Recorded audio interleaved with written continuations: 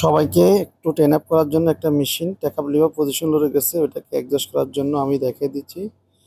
জোজি model নাম্বারটা আপনারা দেখেছেন, জোজি প্লেন মেশিন, অর্থাৎ এটা ডিএলএম।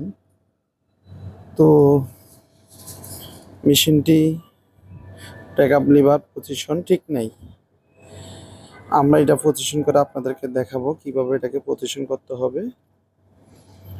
তো যারা এই দেখেন টেকআপ লিভারটা নিচে নেমে আছে, এটাকে আমরা এখন পজিশন করবো কিভাবে সেটা আপনাদেরকে দেখিয়ে দিচ্ছি। মেশিনটি বন্ধ থাকা অবস্থায় অ্যাশ বাটন চাপ দিয়ে ধরে রাখবেন, বা উত্তর আসবে, দেখেছেন, বা উত্তরটা ছেড়ে দিবেন, দিয়ে আবার পি বাটন চাপ দিবেন, দিয়ে পুলিটাকে পজিশন করবেন, ট্যাকআপটাকে পজিশন করবেন কিভাবে দেখেন।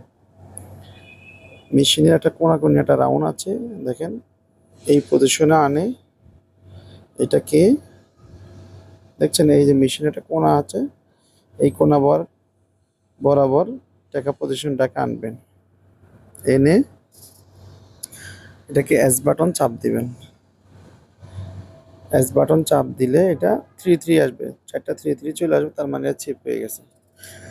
এখন আমরা মেশিনটি চালিয়ে দেখব, দেখেন পজিশন ঠিক আছে কিনা। দেখেন পজিশনটা অনলি ফর একদম পারফেক্টভাবে ঠিক আছে। যারা মেশিনটিকে ঠিক করবেন এভাবে ঠিক করে নেবেন।